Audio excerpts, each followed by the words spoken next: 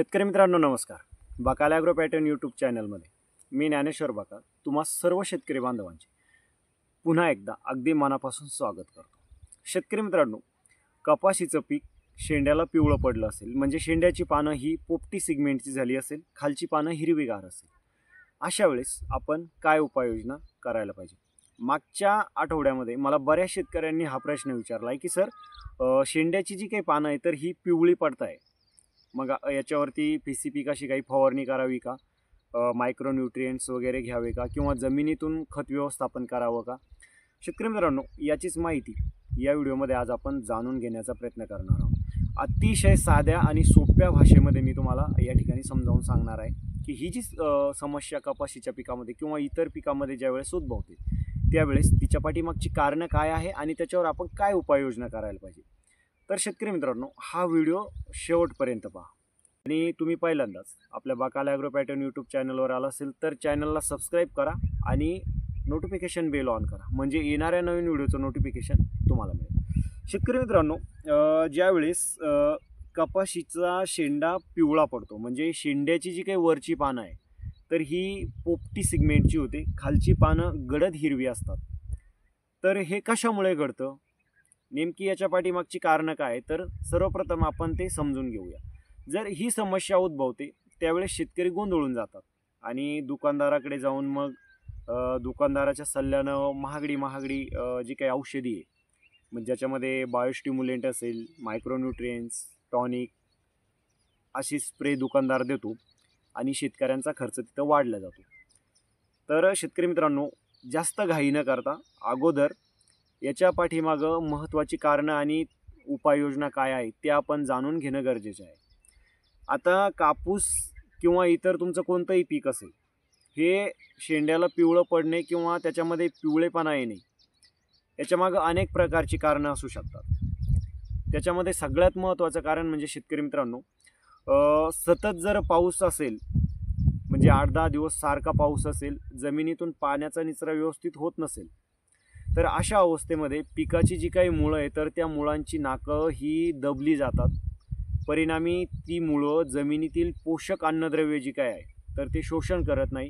मग पिकामध्ये अन्नद्रव्याची कमतरता निर्माण होते, पीक शेंड्याला तिथं पिवळं पडतं. किंवा शेतकरी मित्रांनो, कमी पाऊस असेल तर अशा वेळेससुद्धा जमिनीमध्ये पुरेशा ओल नसल्यानं मुळं जमिनीतील अन्नद्रव्य तिथं त्याला शोषण करण्यासाठी अडचण निर्माण होते आणि मग त्याच्यामध्ये अन्नद्रव्याची कमतरता निर्माण होऊन ते पीक तिथं पिवळं पडतं. किंवा शेतकरी मित्रांनो, एकाच शेतामध्ये तुम्ही सतत एकच पीक घेत असेल तर अशा वेळेससुद्धा तिथं काही अन्न घटकांची जी काही तर कमतरता निर्माण होते आणि ते पीक पिवळं पडतं. किंवा शेतकरी मित्रांनो, पिकावर काही रोग असू शकतो, म्हणजे शेंड्याला जी काही पानं पिवळी वगैरे पडतात तर त्याच्या पाठीमागे पानाच्या पाठीमागून मावा, फुलकिडे, तुडतुडे किंवा थ्रिप्स, पांढरी माशी आहे का ते सुद्धा आपल्याला तिथं पाहणं गरजेचं आहे, कारण रस शोषण करणाऱ्या किडींच्या प्रादुर्भावामुळे सुद्धा अशी समस्या बऱ्याच वेळेस तिथं उद्भवत असते. मग शेतकरी मित्रांनो, जर ही समस्या उद्भवली तर आपण त्याच्यावर काय उपाययोजना करायला पाहिजे? तर सर्वप्रथम शेतकरी मित्रांनो, जर सततचा पाऊस असेल म्हणजे 8-10 दिवस, तर पाऊस उघडल्याच्या नंतर आपल्याला सगळ्यात महत्त्वाचं जे काय काम करायचं आहे तर ते काम करायचं आहे की शेतामध्ये आपल्याला वखरणी करायची आहे आणि शेत थोडंसं मोकळं करायचं आहे, जेणेकरून जे आपलं पीक आहे तर त्या पिकांच्या मुळांना शेतकरी मित्रांनो तिथं ऑक्सिजन व्यवस्थित मिळेल. त्याच्या पाठीमागचं सगळ्यात महत्त्वाचं कारण म्हणजे हे का मी तुम्हाला सांगतोय, याच्यामुळे तुमचं पीक हिरवं होऊ शकतं. हे कशामुळं शेतकरी मित्रांनो, तर ज्यावेळेस पिकाची जी काही मुळं आहे तर ही अन्नद्रव्य कोणत्या वेळेस शोषण करत असतात, ज्यावेळेस तुमच्या शेतामध्ये वापसा कंडिशन असते त्याच वेळेस पिकाची मुळं ॲक्टिव्ह असतात आणि ती जमिनीतील पोषक अन्नद्रव्य तिथं शोषण करत असतात. मग जर सततचा पाऊस 8-10 दिवस असेल तर अशा वेळेस मी सांगितल्याप्रमाणे त्या पिकाची जी काही नाकं आहे तर ती बंद असतात, ते अन्न घटक तिथं शोषण करत नाही. मग ज्यावेळेस पाऊस उघडून गेल्यानंतर वापसा कंडिशन येते तर लगेच आपल्याला तिथं वखरणी करायची आणि शेत हे मोकळं करायचं, जेणेकरून ते पिकांना तिथं ऑक्सिजन मिळेल, त्याची नाकं मोकळी होतील आणि ते पुन्हा शेतकरी मित्रांनो जमिनीतील अन्नद्रव्य शोषण करायला लागेल.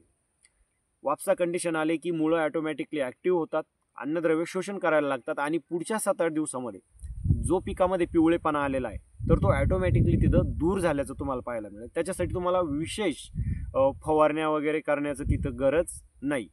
किंवा शेतकरी मित्रांनो, बऱ्याचदा काय होतं की आपण खत देऊन खूप लेट झालेलो असतो. म्हणजे 20-25 दिवस जर तुम्हाला खत देऊन झाले असेल पिकामध्ये, तर अशा वेळेस त्या पिकाला अन्नद्रव्य पाहिजे तशा पद्धतीनं मिळत नाही. मग अशा वेळेस सुद्धा त्या ठिकाणी पीक पिवळं पडल्याचं आपल्याला पाहायला मिळतं. मग तिथं खत व्यवस्थापन करणं गरजेचं आहे. आता हे खत व्यवस्थापन कोणत्या कंडिशनमध्ये करायचं आहे? जर आपल्याला खत व्यवस्थापन करून 20-25 दिवस अगोदर झाले असेल त्यावेळेस आपल्याला खत द्यायचं आहे. मे बी जर 8-10 दिवस झाले खत टाकलेलं आहे, पण त्याच्यानंतर लगेच पाऊस चालू झाला, पाऊस उघडलाच नाही, अशा वेळेस तुम्हाला खत व्यवस्थापन करण्याची गरज नाही. फक्त तुम्हाला वखरणी वगैरे करायची आहे, ऑटोमॅटिकली तुमचं पीक हिरवं होणार आहे. रस शोषण करणारी कीड वगैरे जर काही असेल तर त्याच्या नियंत्रणासाठी आवश्यक ती फवारणी तिथं करून घ्यायची. कारण कपाशी पीक हे हिरवं जर असेल म्हणजे निरोगी असेल, त्याच वेळेस जमिनीतील अन्नद्रव्य पण ते व्यवस्थित शोषण करत असतं. त्याच्यामुळे सगळ्यात महत्त्वाचा विषय, जास्तीचा पाऊस 4-8 दिवस जर असला तर कपाशी पिकामध्ये रस शोषण करणाऱ्या किडींचा प्रादुर्भाव वाढलेला असतो. मग तो पण आपल्याला तिथं नियंत्रणात करणं गरजेचं आहे. त्याच्यासाठी काही स्पेसिफिक फवारण्या तुम्ही तिथं करून घ्यायच्या आहे.